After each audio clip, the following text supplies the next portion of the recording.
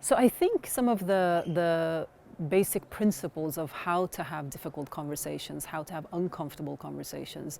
Now, I've had very extreme conversations, so I'm not suggesting people need to have those, but giving and receiving feedback, for example, or talking with team members where there might be challenges, or whether there might be societal topics that come up, whether it's to do with gender or race or any other experience that isn't sort of the A4 experience of being a human being.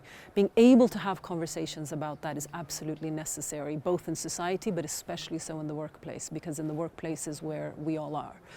So I think having the skill set and the tools to be able to have those conversations is absolutely necessary. And some of the principles that I work by is I try to replace judgment with curiosity. I try to practice absolute and complete presence, which means paying full attention to the person that you're listening to and engaging with.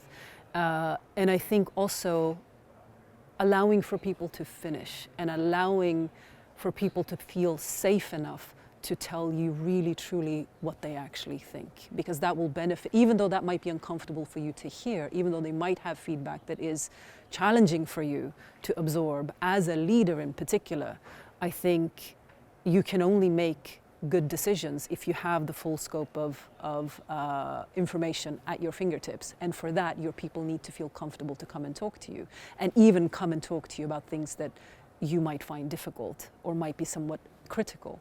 So I think practicing ways of having these conversations is absolutely necessary. And I think the biggest tool that you have at your disposal is listening, is being able to listen. And when I say listening, it doesn't mean listen to figure out what you're going to say next or how you're going to respond to somebody, but listen to fully listen. Listen to fully accept and make it okay for the other person to show up as who they are and to share with you fully and truthfully what they're actually thinking, so that you can then make the improvements that are necessary, or make shifts within your culture. If somebody comes from a different background, for example, and they don't feel comfortable coming to work or saying certain things or bringing their full selves to your workplace, then it's your job to do that. And the way you do that is sitting in the discomfort of having these uncomfortable conversations. They're not dangerous, they're not going to break you, you're not going to die at the end of it, you'll be okay. But getting okay with the discomfort is necessary to get to the other end of it, which is excellent solutions and more innovative solutions, more inclusive solutions.